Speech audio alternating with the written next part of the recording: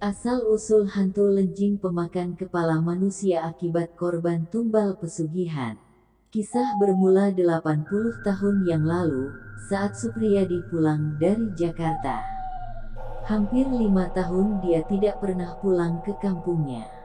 Dia sangat disayangi oleh majikannya, Tuan Henry Stramler, seorang warga negara Belanda yang tinggal di Jakarta.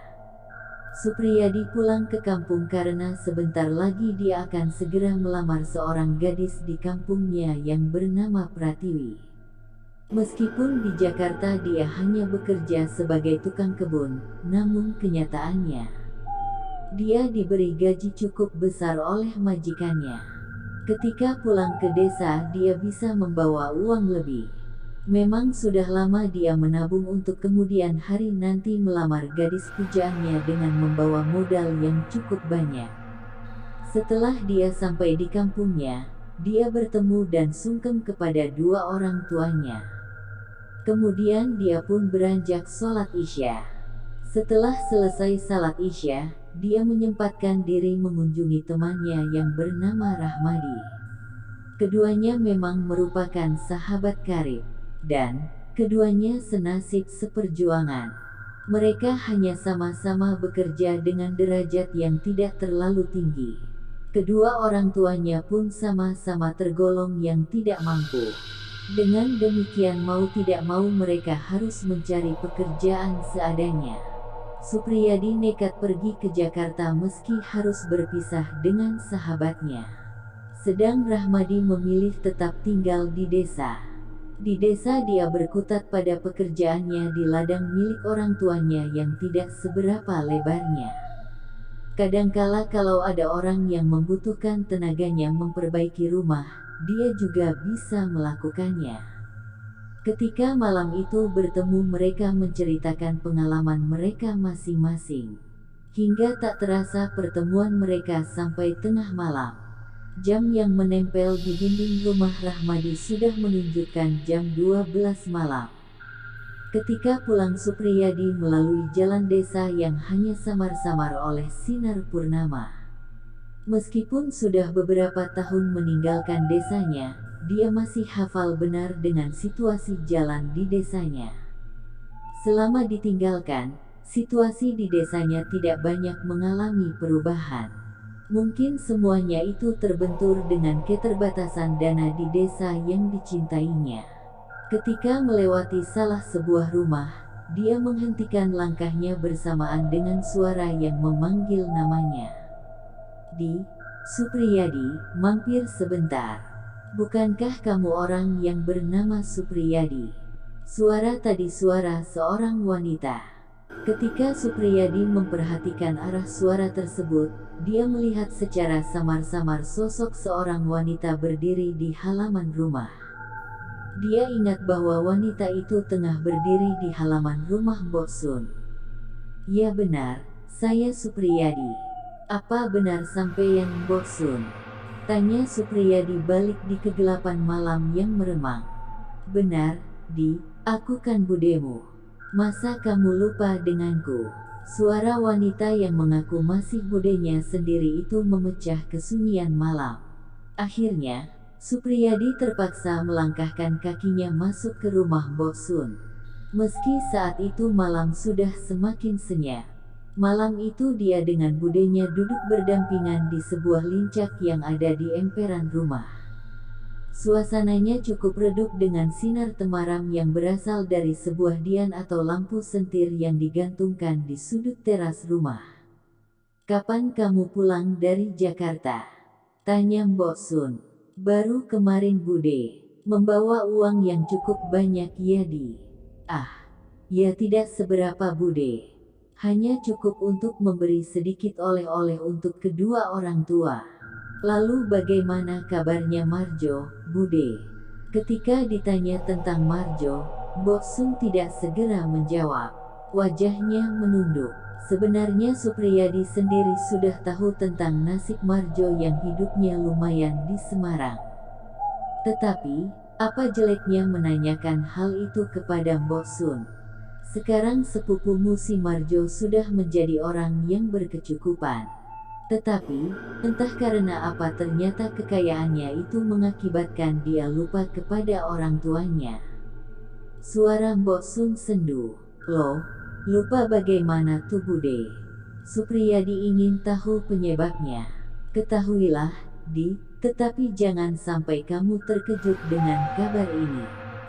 Begini Di, setan apa yang telah menggerogoti imannya sehingga si Marjo sepupumu itu mengambil jalan pintas. Dia mencari pesugihan dengan seekor ular yang bisa mendatangkan uang yang melimpah. Kekayaannya yang terus melimpah itu dengan tega mengorbankan ibunya sendiri. Kalau tidak percaya cobalah dekat dengan dia itu. Berkata begitu Mbok Sun mengajak Supriyadi berjalan mendekati Dian atau sentir yang ada di sudut teras rumah. Di situ, dengan penerangannya yang masih agak samar-samar tetapi lebih terang, dia bisa melihat dengan jelas kaki Mbok Sun yang membengkak hampir seperti kaki gajah. Supriyadi terkejut sekali ketika melihat hal itu. Dalam hati, ia bergumam, Marjo tega sekali menyengsarakan ibunya yang sudah tua. Kalau begitu bagaimana apabila besok pagi Bude saya bawa ke dokter untuk diobati? Supriyadi menawarkan jasanya. Tidak perlu Di. Sakit yang kuderita ini tidak bisa diobati oleh siapapun. Karena sakitku ini terkena teluh pesugihan yang dibuat oleh si Marjo, anakku sendiri. Mau tidak mau aku harus rela menderita sakit ini karena ulah anakku sendiri. Bukan aku saja yang terkena teluh, tetapi sebentar lagi anaknya sendiri, si Sinta dikorbankan untuk kekayaannya. Sehabis itu di malam yang sunyi itu terdengar suara tangis Mbok Sun. Merasakan kekejaman Marjo yang sudah tidak merasakan dosa yang bakal disandangnya. Melihat hal itu Supriyadi hanya bisa diam, tak tahu apa yang harus dilakukan.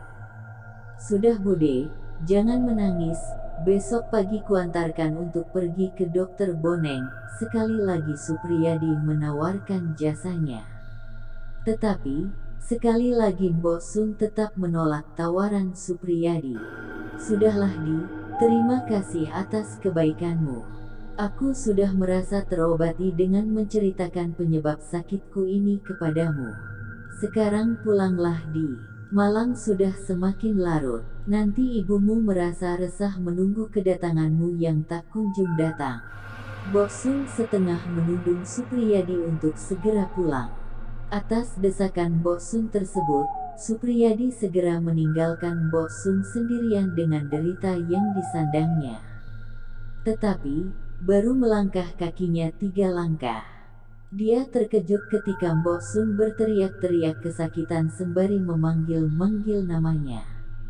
Aduh Di, tolong aku, badanku rasanya panas sekali.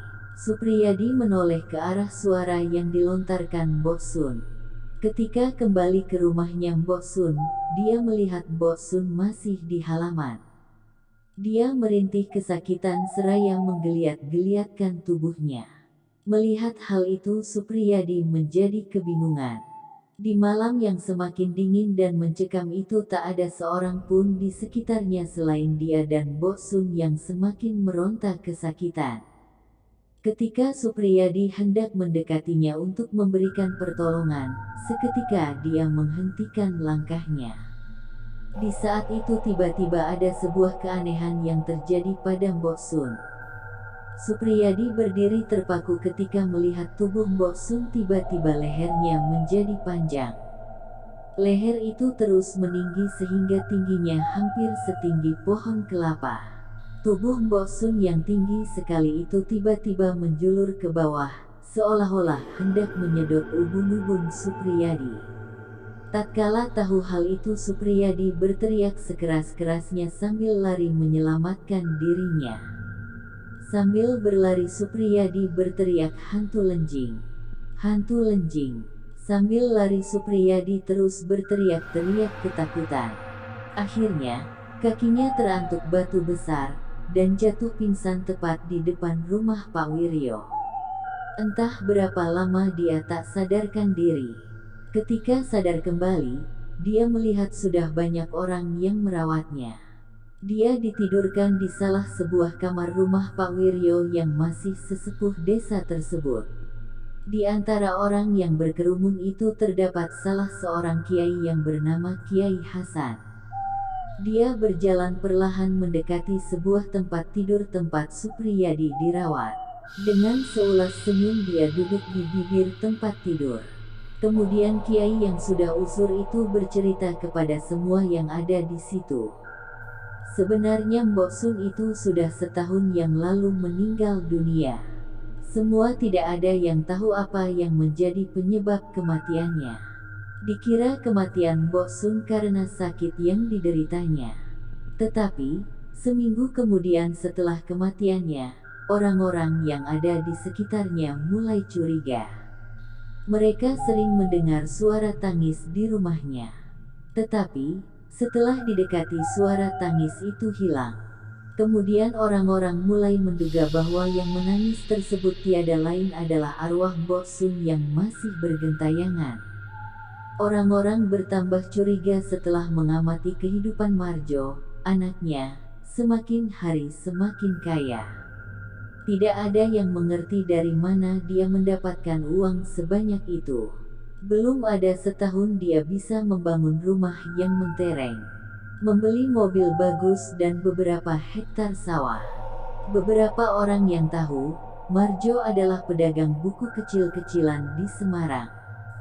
2 minggu sekali dia pulang ke desa untuk menjenguk keluarganya dan membawa uang dalam jumlah besar yang disimpan di rumahnya.